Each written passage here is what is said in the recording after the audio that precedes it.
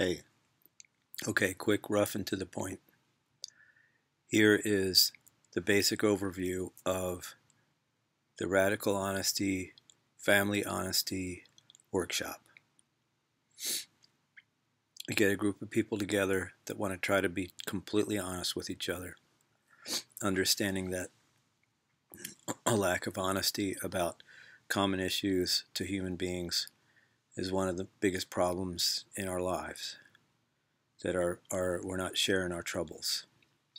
And also in the church across the board, dishonesty about a whole list of things keeps people really stuck and keeps some of the greatest ones away from what they call the church gathering because they can feel that there's something wrong and they're not sure what it is.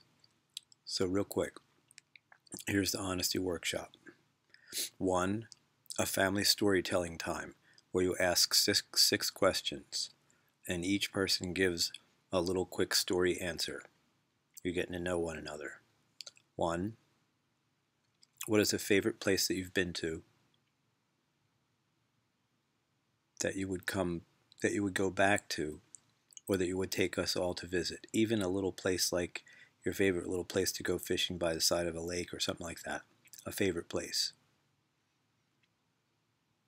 Oh, I'm backing up. Preface 3 parts. 1, the family storytelling time. 2, the sozo list, the list of areas where troubling spirits connect with the human soul. And if you don't believe in spirits and stuff, it's like the 4 primary trouble areas where things can start going weird. And then turning the Sermon on the Mount in the teachings of Jesus into little one-liners. And regardless of whether you believe in Jesus or not, you can deal with the writings of Jesus as simple literature or simple interesting precepts that might be good to follow. You take the Sermon on the Mount, which is Matthew chapter 5, 6, and 7. And I forget, like, it's in Luke as well, and there's some other nuances and details.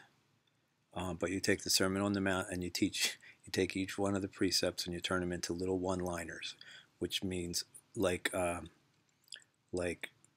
bitterness equals murder, bitterness held on the inside, or revenge, unforgiveness held on the inside is like murdering.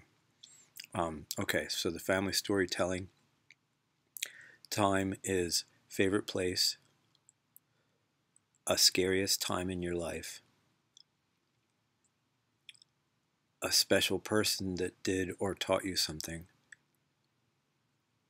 an embarrassing time in your life. And you want to preface that one with, let's be courageous here.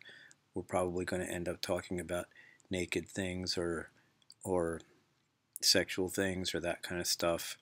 It might be just something, like a play performance or a mistake, but we're trying to really open up about the things that, we really felt embarrassed by. So, favorite place, the scariest time, a special person, an embarrassing time,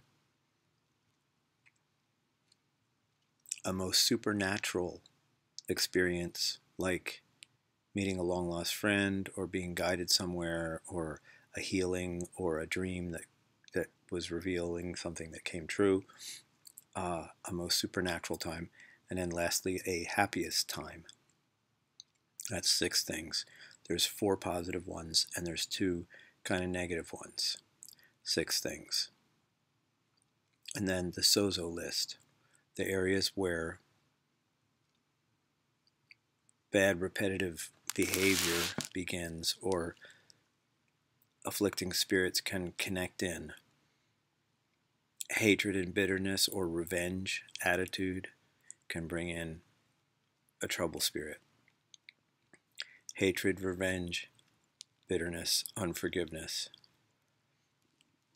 life trauma, even like we moved away from the place where I had a best friend and I never had a best friend again, and my whole life has kind of been seeking how to get another best friend.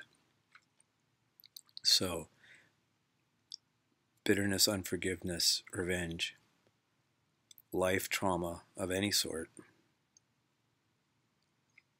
sex events, and the occult, fooling around with things that clearly are working with powers in the other realm, powers in the dark realm, etc., etc. So 4 things. Go over those points and people take notes in those areas. Whoever's facilitating can actually describe the way that the Sozo program works. Is the person who's facilitating describes, I used to hate men, and I used to hate religious people, and I used to hate rich people, and people who believed in wars and killing.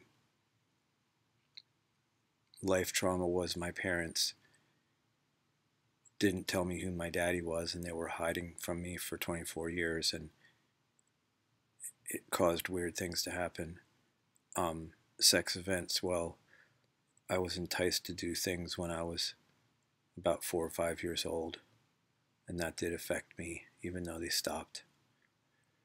And the occult, we used to do seances and Ouija board and a couple other things.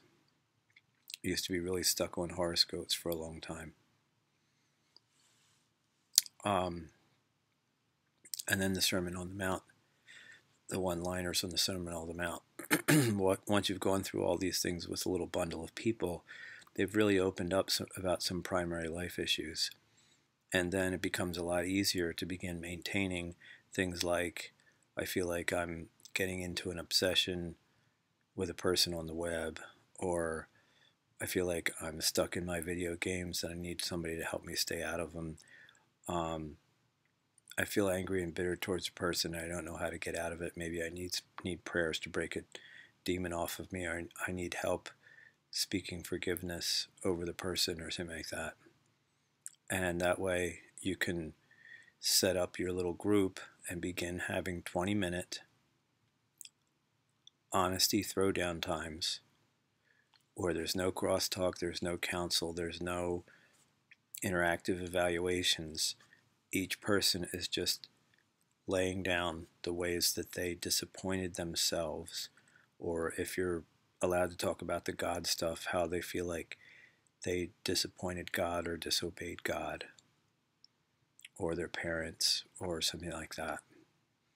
So every time you get together for about 20 minutes and you just lay down those things, the ways that you've disappointed yourself or that you've broken something that you promised yourself you weren't going to do or you were going to do. And that way, after your little honesty time, the people in your group can actually be praying for you silently on the inside or giving you good energy, and they can actually do fun things to help you. And whatever, if you're being late for school, they'll come around your house and say, I've got a muffin and a cup of tea and we're going to walk to school together or something like that, so that people hear the things that you're frustrated by and they can bring the solutions.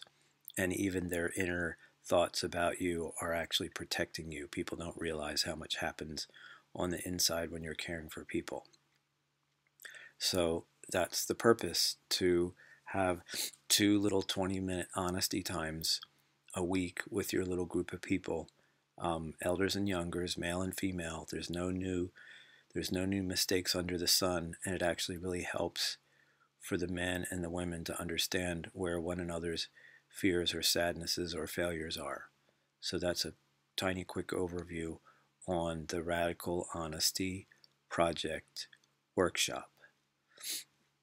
Radical family honesty for you and for everybody, and for peace of mind and for success and safety. Yippee, all the best.